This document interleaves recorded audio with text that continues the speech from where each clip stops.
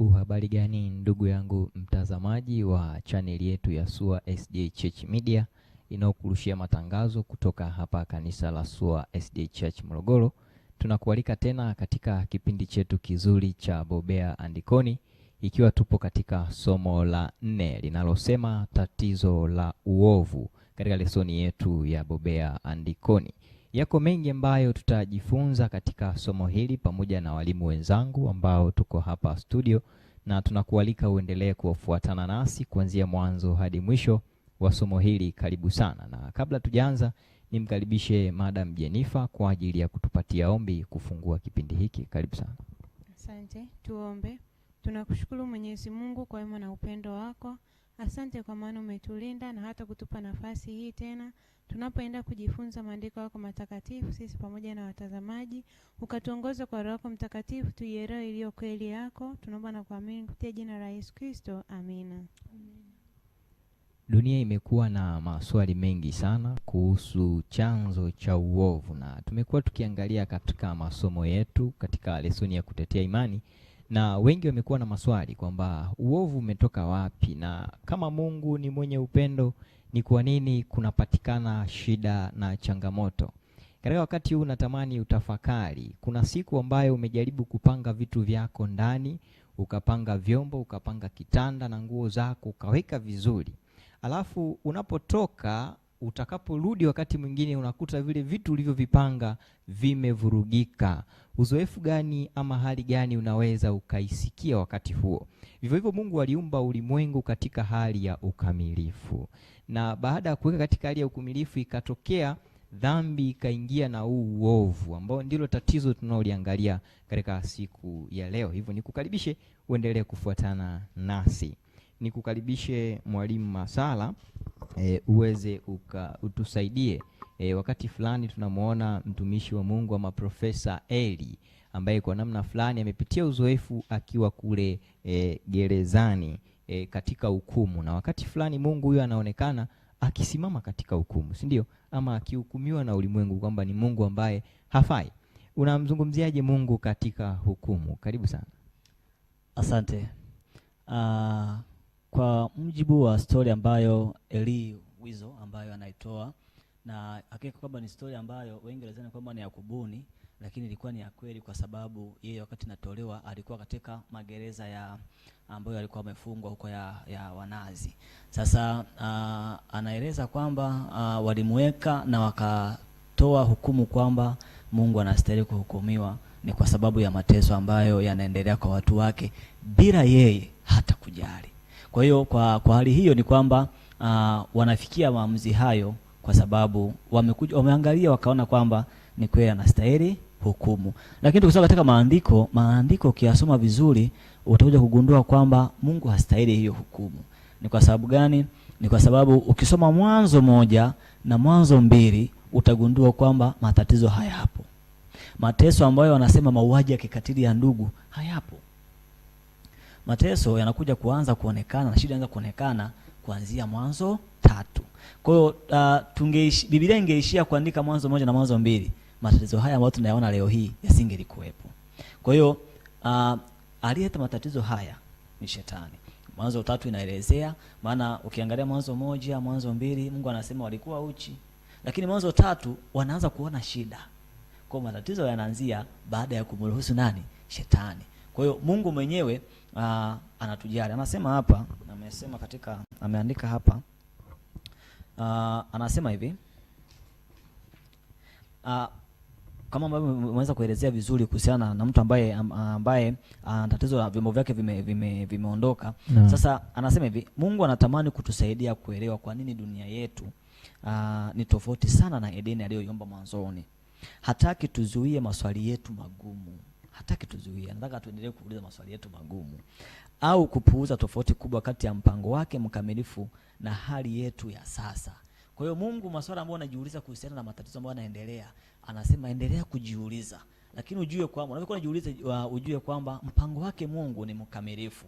maana anahitaji kuweza kukuokoa wewe. Ukipata muda unaweza ukasoma Isaya 5, Isaya 5 ukianzia mstari wa 5 au mstari wa 4 ukianzia pale, soma vizuri, utakutana na habari ambazo yeye mwenyewe anasema kwamba alifanya kila kitu kwa ajili ya shamba, lakini ni kwamba lilizaa zabibu mwitu. Kwa hiyo Mungu hastahili huku. Asante. Naam, nashukuru sana Mwalimu Masala kwa nyongeza hiyo nzuri kwamba Mungu hastahili hukumu. Kwa hiyo ndugu mtazamaji, unapokuwa ukiendelea kujifunza hili somo utagundua ya kwamba Mungu, sisi wanadamu ndio tuliokukosea baada ya kumruhusu shetani kuingia katika maisha yetu, lakini Mungu alifanya kila namna ya kuweza kutusaidia. Na katika wiki hii tutakuwa na kitabu cha Ayubu sura ya 1 na sura ya 2, ndipo tutakapojifunza ama kisa cha maandiko katika somo letu hili. Na nimwalike Mwalimu Masala aweze kutusomea kitabu cha Ayubu sura ya 1 mstari wa 6 na wa 7 kama fungu letu kuu. Karibu sana. Ayubu sura ya 1 mstari wa 6 na mstari wa 7. Biblia inasema, ilikuwa siku moja ambayo hao wana wa Mungu walikwenda kujihudhurisha mbele za Bwana. Shetani naye alienda kati yao. Mstari wa 7, Bwana akamuuliza Shetani, umetoka wapi wewe? Ndipo Shetani akamjibu Bwana na kusema, natoka katika kuzunguka duniani na katika kutembea huku na huku humo. Naam, nashukuru sana. Ukijifunza vizuri kitabu cha Ayubu utagundua wakati fulani shetani alienda kumshtaki Ayubu kule mbinguni. Kwa hiyo unaweza ukajifikiria wakati fulani huenda na sisi huwa tunapokea mashtaka mengi sana, tuko hapa duniani, lakini mbinguni wanamtazama Masala anaishije huko duniani, Madam Glory anaishije hapo duniani. Na mnashukuru sana, nije kwako Madam Glory. Natamani uweze kutusaidia. Kisa cha kitabu cha Ayubu kinalifunua pambano ama siri fulani ya pambano ambalo kwa namna fulani lipo katika ulimwengu huu. Kwa hiyo unaweza kutusaidia kivipi kitabu cha Ayubu kinalifunua hili pambano? Karibu sana. Asante sana. Ukija katika kisa chetu hiki, anasema nyuma ya pazia, kisa cha Ayubu. Tunaona katika kisa cha Ayubu kuna vitu vikubwa 4 ambavyo tunapaswa kuondoka navyo, ndugu mtazamaji, kwa ajili ya kujifunza. Kitu cha kwanza anasema vita kati ya wema na uovu vinaendelea bado, na mambo mabaya huwapa watu wema. Unaweza ukajiuliza kwamba inakuwaje kwamba mambo mabaya yanakupa wema? Ambatana nasi tutaweza kuelewana mpaka mwisho. Anasema marafiki wa Ayubu hawakuwa na uelewa sahihi wa kile kinachoendelea duniani. Na jambo la 4 na la mwisho anasema Mungu yuko kazini kushindana na uovu kwa wema, hata pale ambapo njia zake zinazidi uelewa wa kibinadamu. Tunaona ni kisa ambacho cha Ayubu kila mtu, ndugu mtazamaji, najua tunakielewa. Ayubu akiwa anaonyesha kwamba anaingizwa katika pambano, lakini pasipo yeye mwenyewe kujua. Ni namna gani? Ni pale ambapo shetani anapoenda kuleta malalamiko kwa Mungu kwamba mtumishi wako huyu anakuabudu kwa sababu kuna vitu fulani ambavyo anavimiliki, kwamba hana kitu kingine chochote zaidi ya kumwabudu nani? Mungu. Ndipo Mungu akasema kwamba hebu mjaribu, lakini usiguse nini? Usiguse nafsi yake au uhai wake. Kwa hiyo ni kitu ambacho ni pambano ambalo shetani alilipeleka, na Mungu akahitaji kumdhihirishia kwamba kile ambacho shetani ni madai yake ni kinyume na ambacho Mungu aliweza kufanya nini? Aliweza kumuumba kwa mtumishi wake nani? Ayubu. Asante. Naam, nashukuru sana Madam Glory kwa nyongeza nzuri hiyo. Wakati fulani shetani anaweza akatumia mibaraka yetu, kumbe kwa namna fulani kuonyesha huenda hiyo mibaraka ambayo Bwana ametubarikia ndio inayotufanya kuweza kumwabudu ama kumtii yeye, lakini si kweli. Tunaona Ayubu kama Madam Glory alivyozungumza, alinyang'anywa vyote, watoto, mali, mifugo, na lakini bado alisimama kwenye mstari wa Mungu. Kwa hiyo unaweza ukagundua tatizo la uovu ama siri inaonekana katika uovu haisababishwi na nani? Na Mungu, si ndio? Mungu anaruhusu shetani aje kutujaribu, lakini sio yeye anayetusababishia hayo nini? Majaribu. Nije kwako Madam Jennifer. Kwa namna fulani kunaweza kuwa na uhusiano. Tumekuwa tukimpatia Mungu malalamiko, lakini Madam Gloria ametuweka wazi ya kwamba Mungu sio msababishi wa haya mambo.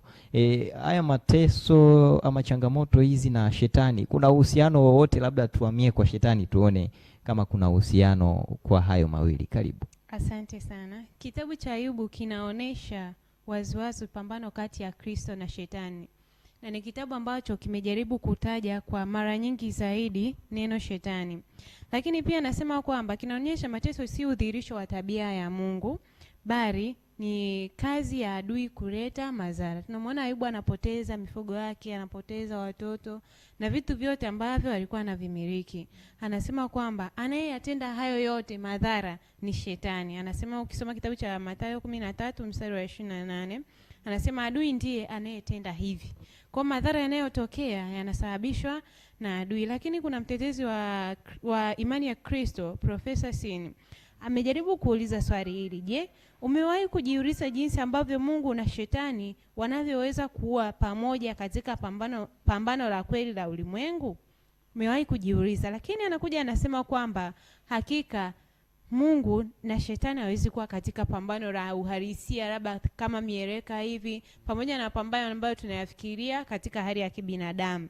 Lakini pambano ambalo linazungumziwa katika kitabu cha Ayubu, anasema kwamba ni pambano hasa linalohusu nafsi, na pia ndilo linalohusika hapa.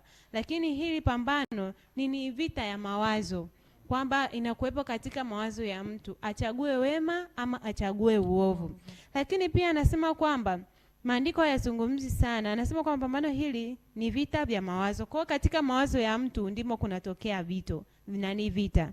Na anasema kwamba katika vita hiyo, kwa anasema shetani ni mshtaki wa ndugu zetu. Kusoma Ufunuo 12 mstari wa 10, hata Ayubu naye pia alienda kushtakiwa mbele za Mungu na adui huyo. Lakini ni baba wa uongo, lakini ni muongo, mdanganyifu, mpofushaji wa fikira za wengi na mjaribu pia. Kwa hiyo kupitia upotoshaji alionao shetani ndio unaotufanya tukae mbali na Mungu. Lakini mwisho wa siku anatuambia kwamba pambano kuhusu tabia haliwezi kutatuliwa kwa nguvu peke yake, bali linahitaji uthibitisho. Hivyo katika kuwaza au katika pambano hilo unalokuwa nalo ndani ya nafsi yako, unatakiwa uthibitishe kwamba uko upande wa Mungu au upande wa adui, kwamba unachagua kweli au unachagua uongo. Nashukuru sana Madam Jennifer kwa nyongeza yako nzuri, na ametuachia kazi ndugu mtazamaji ya kwamba katika pambano hili hakikisha unachagua kusimama upande ambao unahisi unaweza ukakufaa. Lakini amezungumza kitu kimoja ya kwamba Mungu ana nguvu kuliko shetani, kwa hiyo hatuwezi tukasema wanashindana kwa nguvu. Kwa hiyo pia unapokuwa unachagua upande, hakikisha unachagua upande wenye usalama zaidi, ndio ambao unaweza ukakusaidia kwa ajili ya maisha ya milele. Na mimi na walimu wenzangu tunakupendekezea tu uchague upande wa Mungu wa mbinguni ambaye anaishi milele na milele. Nije kwako Madam Jonia. Tumejifunza juu ya kisa cha Ayubu, na Ayubu anaonekana kunyang'anywa ama kujaribiwa kwa kunyang'anywa vitu vyake vyote. Tuje kwenye upande wa kurejeshwa kwa mali zake. Ni uzoefu gani anaopitia baada ya kupewa mali zake? Karibu sana. Asante. Katika kisa hiki cha Ayubu tunaona kwamba Ayubu anarejeshiwa mali zake, lakini urejeshwaji wa mali za Ayubu tunaona anarejeshiwa mali maradufu zaidi alivyokuwa navyo, anarejeshiwa mara 2. Hapa mwanzo tumeona mali zake zikitajwa, alikuwa na watoto 10, alikuwa na punda, alikuwa na ng'ombe. Katika idadi hii iliyoandikwa hapa alirejeshiwa mara 2. Tunaona ni kiwango gani cha mali alizorejeshewa, lakini isipokuwa tu watoto alikuwa nao watoto 10 ambao vijana wake walikuwa 7 na mabinti zake 3. Hao walirejeshwa wakiwa hivyo 10. Na kwa hiyo tunaona huo ni urejeshwaji, lakini mwandishi akajaribu kugusia kwamba huo ni urejeshwaji wa kwanza, lakini pengine Yesu atakaporudi Ayubu akawa na watoto 10 wa kwanza, lakini pia na watoto 10 wa pili. Kwa hiyo tunaona fahari ambayo Ayubu anakuwa nayo baada ya kurejeshiwa mali zake, ikiwa tu amedumu kuwa mwaminifu katika kumtegemea Mungu, hakuyumbishwa, pamoja na kwamba alipitia mateso makali. Lakini pia tunajifunza uaminifu wa Mungu hata katika nyakati ngumu na mateso makali ambayo tunapitia watumishi wake. Asante. Na nashukuru sana, nikisalia kwako Madam Jonia. Kwa hiyo kumbe unatuthibitishia ya kwamba tunapopitia hizi changamoto, wakati fulani kile tulichokipoteza kwa kuchagua upande huu huenda kikarejeshwa maradufu. Kabisa, kama ambavyo tumeweza kuona Ayubu amerejeshwa maradufu ya vile alivyokuwa navyo, na hata watoto waliopewa tunaambiwa kwamba walikuwa ni watoto wazuri kuliko, yaani hawakuwahi kutokea katika lile eneo alilokuwepo. Kwa hiyo ni kuonyesha tu ukubwa. Kuna mwandishi amejaribu kugusia kwamba mara nyingine tunapitia changamoto ambavyo hizi changamoto zimekuwa zinatukatisha tamaa, lakini anasema hii kikisa kinasisitiza ahadi ya Biblia kwamba Mungu hataponya tu majeraha yetu, bali atavuka matarajio yetu makuu kabisa. Kwa atavuka vile tunavyovihitaji, tunavyovitamani, ikiwa tu tutamchagua yeye. Amina. Nashukuru sana Madam Jonia. Ndugu mtazamaji, nafikiri unaendelea kupata vitu kwa namna iliyo bora kabisa, ya kwamba Mungu anakurejeshea maradufu kile ulichokipoteza. Kwa hiyo nikupendekezee tu uweze kumchagua huyu Mungu ambaye kwake kuna faida ya uzima wa milele. Tupo katika somo letu, tunaendelea nalo tatizo la uovu, na tumeona kwa uzuri jinsi gani tatizo la uovu limeibuka katika ulimwengu huu, na walimu wenzangu wamejaribu kufunua kwa jinsi gani uovu huu umekuwa sababu na kwa nini umetokea, na malengo ya Mungu kuacha uendelee kuwepo ni nini.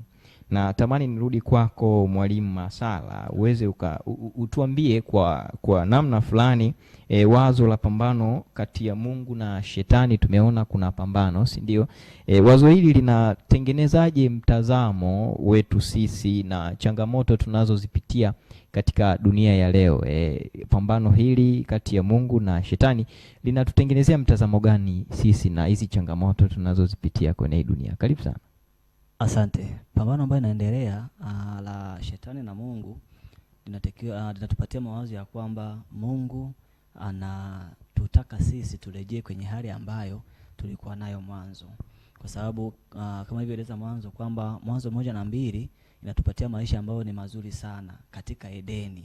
Sasa kwa sababu tuliondoa katika haya maisha, Mungu anachokitaka, anataka turudishe kwenye yale maisha. Kwa hiyo hili pambano haliko pambano kwa ajili ya kumnufaisha Mungu. Ni pambano ambalo ni kwa manufaa yetu wenyewe. Kwa hiyo kama ni kwa manufaa yetu wenyewe, tuna wajibu mmoja wa kufanya uchaguzi. Kwa hiyo hata wewe unatakiwa kufanya uchaguzi. Maana pambano ambalo tulionalo hatuangalie kwamba nani atakayeshinda. Tunaangalia wewe utashinda ukiwa upande gani. Kwa hiyo kama utachagua, utaamua kwamba hili pambano uweze kuibuka mshindi, chagua upande ambao ni upande mzuri. Unajua Mungu amefanya kitu kikubwa sana kwa ajili yetu. Ukisoma katika Isaya 5 anasema, nitasoma mstari wa 7, anasema kwa maana shamba la mizabibu la Bwana wa majeshi ndio nyumba ya Israeli, na watu wa Yuda ni mche wake wa kupendeza. Akatumaini kuona hukumu ya haki, na kumbe aliona dhuluma.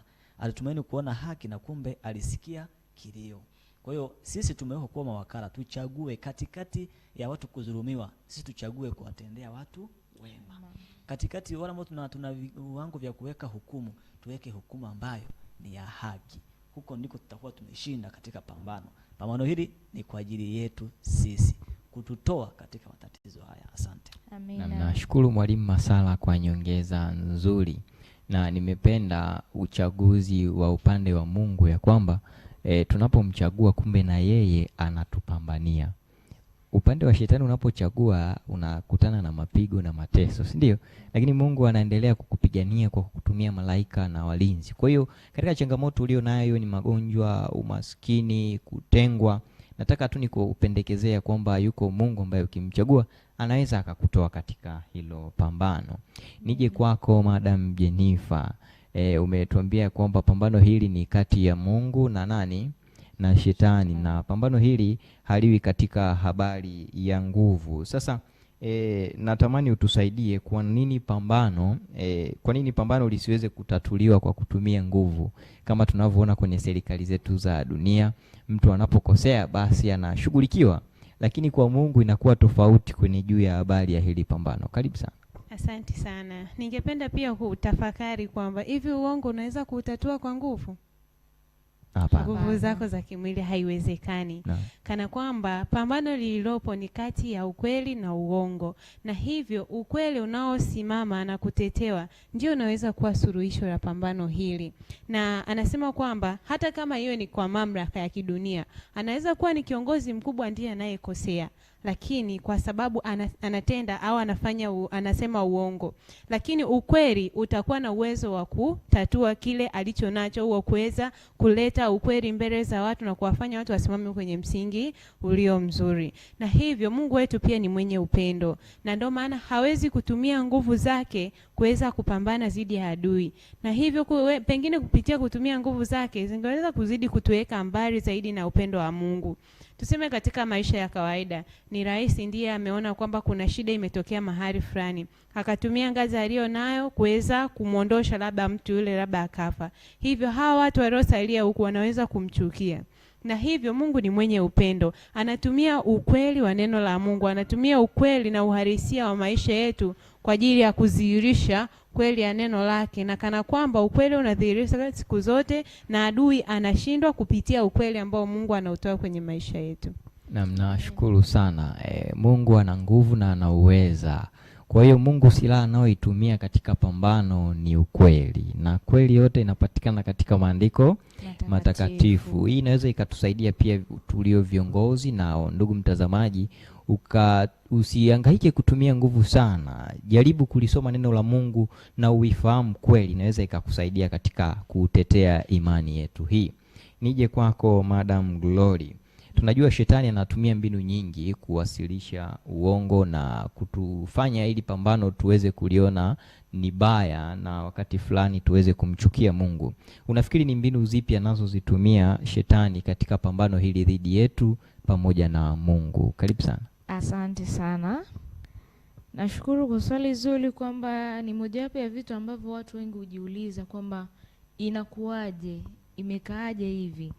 Leo tunapata majibu kupitia kitabu chetu cha Ayubu, kuanzia Ayubu 13 mstari wa 14 hadi 17. Anasema kwamba pambano hili halihusiani kijiografia tu, bali juu ya ibada na utii. Sawa? Na hii tunaiona kupitia Ayubu. Na madai ni kitu gani hasa shetani anahangaika nacho kwetu sisi? Ni pale tu tunapoamua kumtumikia Mungu kwa uaminifu, pamoja na kuweza kutoa mioyo yetu katika ibada yake. Na ndiyo maana nimeanza na kusema kwamba pambano letu ni juu ya ibada na nini? Na utiifu. Kitu ambacho shetani anafanya ni kupeleka mashtaka kwa Mungu. Na nitasoma hapa lesoni yetu, anatuambia kwamba kisha shetani anadai kwamba uaminifu wa Ayubu ni matokeo tu ya baraka za Mungu. Kwa kitu ambacho shetani alikuwa ameona kwamba ndicho ambacho anaweza akafanya nini? Akamshika nacho Ayubu. Lakini ukifuatilia mtiririko wa kisa chetu, alikuja akadhihirisha kwamba vyote vilipotea. Hata wale watu waliowategemea mke nini, kila kitu vilipotea. Lakini bado Ayubu alikuwa amebaki kusimama imara, kutetea kile na kufanya ile ibada ambayo alipaswa kufanya. Asante. Nashukuru sana. Kumbe baraka zetu shetani anazitumia kama ngao kuweza kutuonyesha ya kwamba tunazitumia hizo kuweza kumwamini Mungu. Na nataka nikupendekezee tu ndugu mtazamaji, usiogope kuwa tajiri, kwa sababu utajiri pia haudhihirishi ya kwamba Mungu amekupendelea ili kusudi uweze kumtii tu, bali ni baraka anazozitoa kama kawaida. Huwa ni madai ya shetani. Na mafungu yanaelekeza katika Biblia kwamba ni ngumu tajiri kuingia mbinguni wakati fulani katika tundu la sindano. Okay, basi ndugu mtazamaji, nadhani tunaelewana kwa uzuri katika namna hiyo. Basi nije kwako Madam Jonia uweze kutusaidia. Matukio ya msalaba yanaweza yakatusaidia vipi au yanajibu vipi shutuma za tabia ya Mungu? Tumeona kwa Mwalimu Masala ile timu ilijiunga ikamshtaki Mungu kuruhusu mtoto wake kufa kwa namna fulani kukaleta shida, wakaweza kumhukumu Mungu. Nafikiria juu ya kifo cha Yesu pale msalabani kinathibitisha vipi juu ya tabia ya huyu Mungu? Karibu sana. Asante. Kisa hiki cha Ayubu kinaweza kisikamilike sana tusipozungumzia swala la msalaba au kifo cha Yesu pale Calvary. Anasema mwandishi anajaribu kutusaidia kwamba tukizingatia Calvary tunaona kwamba upendo wa kweli upo ambao ni Yesu pekee anauonyesha, na sheria ya Mungu ni ya haki kabisa na wala haibadiliki, na wema wa Mungu kwa viumbe wake hauna kipimo. Msalaba unajaribu kutuonyesha ushuhuda wa milele kwamba Mungu ni mwenye haki na pia ndiye mwenye kuhukumu, akiunyamazisha milele uongo wa adui. Kama ambavyo shetani amejaribu kutuonyesha kwamba Mungu anavyotupatia mali ni ngao, kwamba tunamtumikia Mungu kwa sababu ametupa mali, au amejaribu kuaminisha watu kwamba Mungu ni katili, ndio analeta matatizo na majanga yote duniani. Lakini kifo cha Yesu Calvary kimeondoa na kubatilisha haya yote, kuonesha kwamba Mungu ni Mungu mwenye upendo, Mungu ni Mungu mwenye haki, Mungu ni Mungu anayehukumu kwa haki. Kwa hivyo msalaba unaonesha tabia ya Mungu kwamba ni Mungu mwenye upendo, Mungu mwenye haki, akinena la kwake ni kweli na hakika, na kwamba litathibitika. Asante. Naam, nashukuru sana kwa nyongeza yako nzuri. Tumejifunza juu ya tatizo la uovu na tumemwangalia Ayubu na tumemwangalia pia Yesu Kristo, si ndio? Na Ayubu tumemwona kama uwanja wa mapambano, kwa sababu Mungu na shetani na wana wengine walipokaa, kwa mujibu wa Ayubu, walipokaa katika mahakama ya mbinguni, wakaanza kujadili. Mungu anamuuliza maswali Ayubu, anamuuliza maswali shetani. Shetani anasema okay, nimemuona yule Ayubu kule, si ndio? Kwa hiyo unakuja kugundua ya kwamba Ayubu alikuwa kama uwanja wa kujaribiwa, si ndio? Lakini pia Yesu na yeye alihukumiwa pasipo, yani hakustahili kuhukumiwa yeye, si ndio? Lakini akabeba makosa yetu. Hii yote, ndugu mtazamaji, inatudhihirishia juu ya upendo wa nani? Upendo wa Mungu kwetu. Anaweza kutusaidia kwa namna mbalimbali. Sisi tulitanga mbali tukamwasi, lakini bado anatuita. Lakini natamani ni kuambie tu ya kwamba Yesu anakaribia kuja, na atakapokuja atakomesha tatizo hili la uovu. Kwa hiyo katika juma hili tumeangalia vizuri juu ya tatizo hili la uovu ambalo mwisho wake ni Yesu atakapokuja. Sasa hivi tutaendelea kuhangaika katika umaskini, katika magonjwa, katika taabu, mpaka pale tutakapomuita Yesu, na vitu vyote hivi vitakoma tu pale Yesu atakaporudi mara ya pili. Kwa hiyo ni kupendekezea tu ya kwamba uweze kujiandaa. Endelea kufanya maisha yako katika mstari ulionyooka wa kumwamini Mungu, ili kusudi Mungu aweze kukutwaa na atakapokuja basi uweze kwenda mbinguni. Mungu akubariki sana kwa kutufuatilia mwanzo hadi mwisho wa somo hili. Nipende kukualika tena katika kipindi kingine kama hiki, usiweze kukosa, ili uweze kufuatilia masomo mbalimbali yanayoruka kutoka katika chaneli yetu ya SUA SDA Church Media. Usisahau kushare kwa marafiki, kulike, kucomment pamoja na kusubscribe. Mungu akubariki. Lakini kabla hatujatamatisha, ni mwalike Madam Glory kwa ajili ya kutupatia ombi la kufunga. Tuombe. Tunakushukuru Mungu kwa kipindi hichi tumeweza kuhitimisha. Kuwa pamoja nasi, bariki watazamaji wetu waweze kupata kitu na hatimaye waweze kuangalia wewe kama mkombozi wao. Tunakushukuru kwa kuwa utatenda na utafanya sana mapenzi yako. Ni katika jina lako Yesu Kristo. Amen. Amen. Mungu akubariki. Tukutakie wakati mwema. Amina.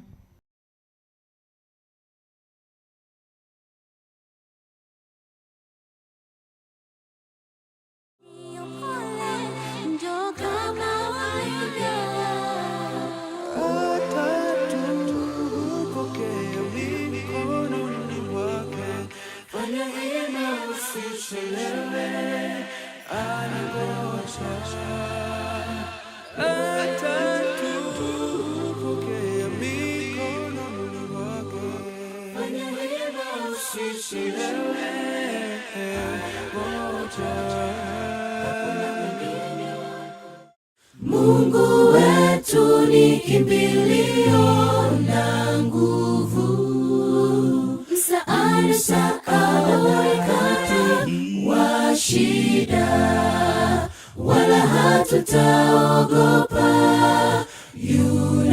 yunasi atatushindia kwa uwezo wake. Mungu wetu ni kimbilio na nguvu, msaada wakati wa shida, wala hatutaogopa, yunasi atatushindia kwa uwezo wake. Hakuna mwingine wa kupewa sifa ila wewe Mungu Muumbaji. Unayotenda ni mengi katika maisha yetu, unastahili kuabudiwa na kutukuzwa, utadumu milele kuwa Muumbaji. Hakuna mwingine wa kupewa sifa ila wewe Mungu Muumbaji. Unayotenda ni mengi katika maisha yetu, unastahili kuabudiwa na kutukuzwa, utadumu milele kuwa Muumbaji. Mungu wetu anatupenda, anatuita kwake kwa sauti ya upole, njoo kama ulivyo. Atatupokea mikononi mwake, fanya hima usichelewe, anangoja. Atatupokea mikononi mwake, Fanya hima usichelewe, anangoja. Hakuna mwingine wa kupewa sifa ila wewe Mungu Muumbaji. Unayotenda ni mengi katika maisha yetu, unastahili kuabudiwa na kutukuzwa, utadumu milele kuwa Muumbaji. Hakuna mwingine wa kupewa sifa ila wewe Mungu Muumbaji. Unayotenda ni mengi katika maisha yetu, unastahili kuabudiwa na kutukuzwa, utadumu milele kuwa Muumbaji.